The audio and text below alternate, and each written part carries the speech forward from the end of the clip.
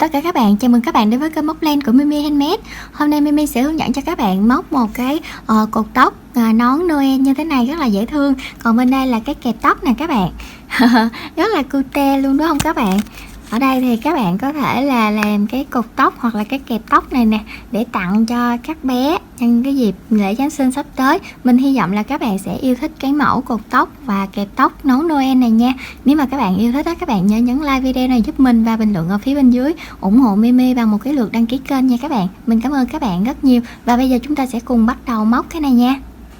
Đối với cái mẫu nón Noel này thì các bạn sẽ sử dụng len sợi tự do nha. Ở đây là mình sẽ kết hợp màu đỏ với màu trắng.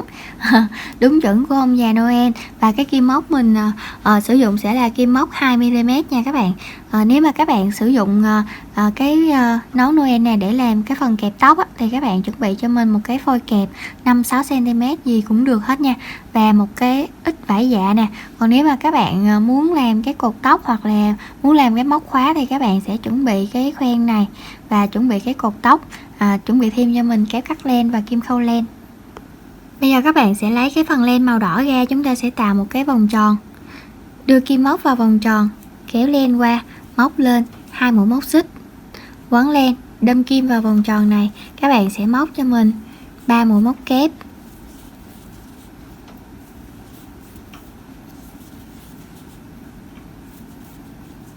rồi sau đó các bạn sẽ kéo cái vòng tròn này cho nó nhỏ lại, kết thúc hàng móc thứ nhất. Cái này là trên chớp nón nè các bạn.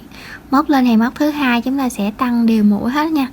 Móc lên 2 mũi móc xích nè, quay ngược cái đầu móc này lại. Chúng ta đã có 3 chân móc ở cái hàng trước đó. Như vậy thì các bạn sẽ móc vào cái chân móc đầu tiên này 2 mũi móc kép, chân móc thứ hai 2 mũi móc kép, chân móc thứ ba 2 mũi móc kép,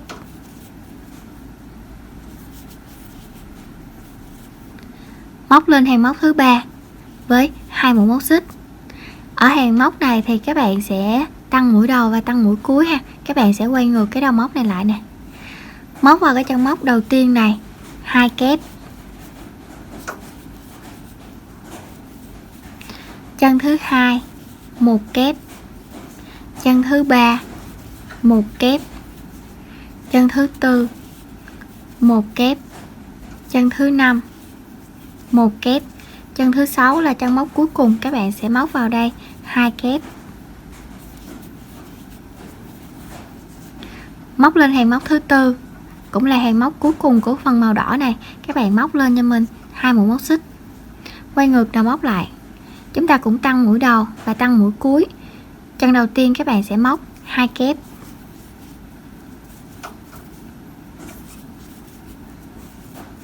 những cái chân móc ở giữa các bạn sẽ móc mỗi chân móc là 1 mũi móc kép,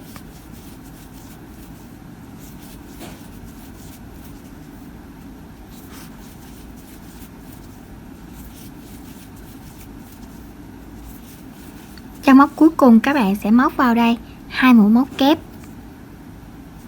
mũi móc kép thứ nhất, mũi móc kép thứ hai. Các bạn kéo len qua như thế này thôi. Khoan hả, chốt cái mũi móc kép này nha. Các bạn sẽ lấy cái len màu trắng ra. Rồi bây giờ các bạn sẽ nẹp cái phần len màu trắng này nè vào và kéo cái len màu trắng qua để chốt cái mũi móc kép này lại. Các bạn móc lên cho mình 1 mũi móc xích nè. Bây giờ quay ngược cái đầu móc này lại. Chúng ta đâm kim vào cái chân móc đầu tiên này nè. Các bạn sẽ móc cho mình 1 mũi móc đơn, chân móc thứ hai 1 mũi móc đơn, chân thứ ba 1 đơn, và làm lần lượt mỗi chân móc là mỗi mũi móc đơn cho tới cuối hàng.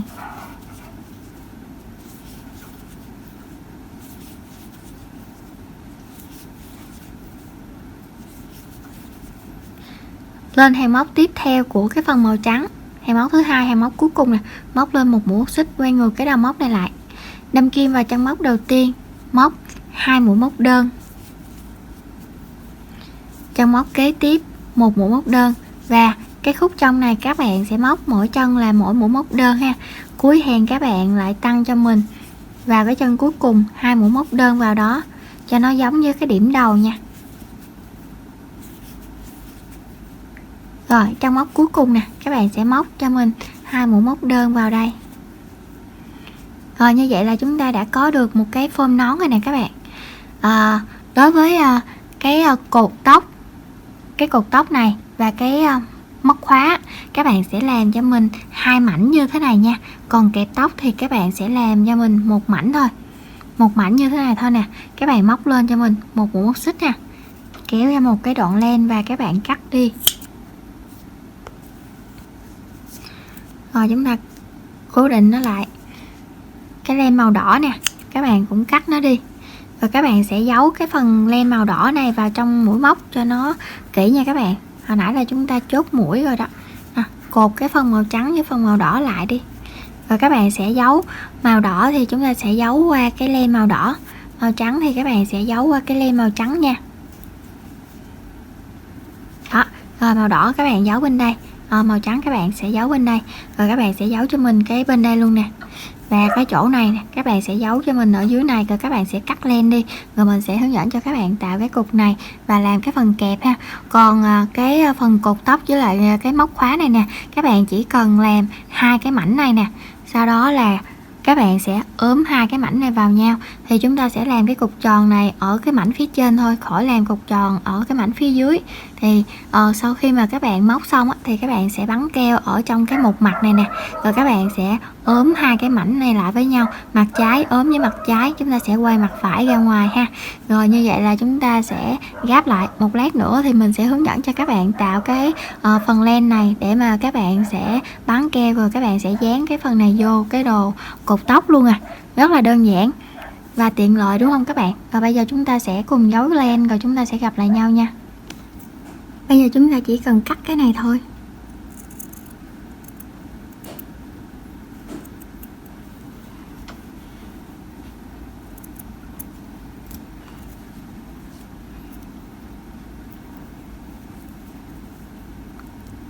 Và bây giờ chị là chúng ta sẽ cắt ở cái điểm này nè các bạn. Đây cái chỗ này. Để mình làm dấu trước ha. Đây cái chỗ này. Vậy là các bạn sẽ gấp cái này nó lại. Rồi các bạn sẽ cắt ra một cái đoạn nhỏ để mà mình luồn cái kẹp qua. Xong rồi đó các bạn. Đây. Rồi các bạn sẽ vẽ cái kẹp này. Rồi đưa cái đầu này xuống dưới đây.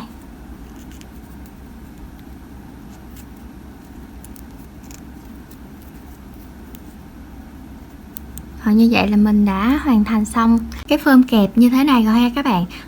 Đối với mà các bạn làm cái kẹp to hơn thì các bạn cứ tăng cái size kim lên nha. Tại vì cái kẹp này nó hơi nhỏ nè, cho nên là mình sử dụng cái size kim này để cho nó phù hợp á. Còn các bạn cứ dùng 2.5 hoặc là 3mm để cho nó vừa ha. Bây giờ mình sẽ bắn keo full cái này luôn, rồi mình sẽ dán trực tiếp lên nè các bạn. Đây, mình bắn keo full như thế này luôn ha. Và mình sẽ dán trực tiếp lên luôn.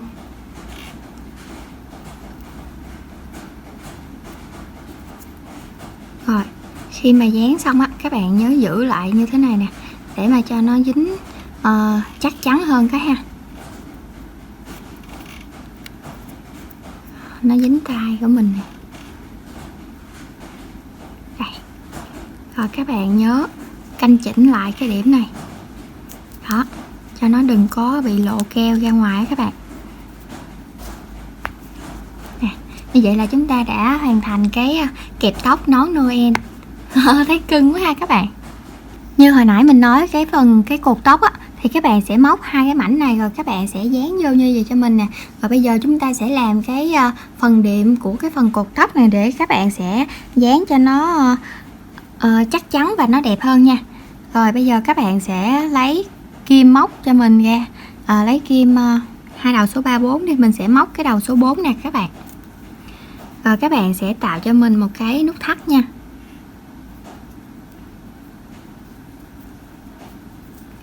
Rồi móc lên 5 mũi móc xích, 3, 4, 5. Rồi móc lên thêm cho mình một mũi móc xích nữa, đâm kim vào cái chân móc thứ 5 các bạn sẽ móc cho mình một mũi móc đơn, đâm kim vào cái chân móc kế bên các bạn móc một mũi móc đơn và làm lần lượt hết 5 chân móc này. Mỗi chân móc các bạn sẽ móc một mũi móc đơn nha. Rồi lên cái hàng móc thứ hai các bạn móc lên một mũi móc xích, quay ngược đầu móc lại. Thì 5 chân móc này tương ứng các bạn sẽ móc mỗi chân là một mũi móc đơn cho tới cuối hàng. Chúng ta cũng sẽ có 5 mũi móc đơn cho hàng móc thứ hai này. Rồi các bạn sẽ làm thêm cho mình 5 đến 6 hàng móc, tổng cộng 5 đến 6 hàng móc mũi móc đơn này nha, tùy theo cái đồ cột tóc của các bạn á, nó to hay là nó nhỏ á, để mà chúng ta sẽ tròn qua để cho nó dễ. Ở đây là cái cột tóc này mình sẽ làm là 5 hàng mũi móc đơn như thế này nha các bạn. Ở đây là mình đang móc tới hàng thứ 3 rồi nè, mình sẽ làm thêm hàng thứ 4 rồi hàng thứ 5 nữa, rồi mình sẽ gặp lại các bạn nha. Móc đến cái hàng móc thứ 5 rồi á, các bạn sẽ đưa cái mảnh 5 hàng móc này nè ướm vào bên trong cái phần này ha. Rồi bây giờ các bạn sẽ đưa cái kim móc á, qua bên cái chân móc đối diện nè, rồi các bạn sẽ kéo cái phần len này qua, chúng ta sẽ móc cho mình một mũi móc đơn nè.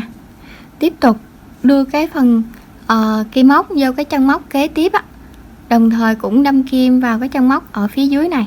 Các bạn cũng sẽ nối cho mình lại nè, các bạn nối qua và thực hiện cho mình một mũi móc đơn, tức là chúng ta sẽ nối hai cái mảnh này lại á các bạn, để cho chúng ta có cái mảng để mà mình bắn keo ở trên cái mảnh len này nè, rồi mình dán vô á, cho nó chắc chắn hơn nha các bạn, nó đứng phơm hơn.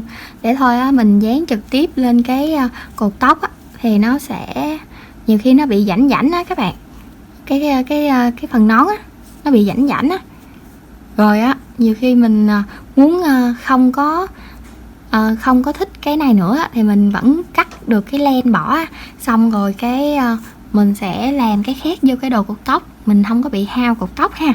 Rồi bây giờ khi mà làm xong thì các bạn sẽ bắn keo ở cái phần này nè, rồi các bạn sẽ đưa cái nón này nè lên đây là chúng ta đã xong rồi đó. Rất là đơn giản đúng không các bạn? Ở đây là mình làm chập đôi để cho nó cứng nè các bạn, nó không có bị rãnh gì hết nè, rất là thấy cưng luôn ha. Mình hy vọng là các bạn sẽ làm thành công cái mẫu nón này nha.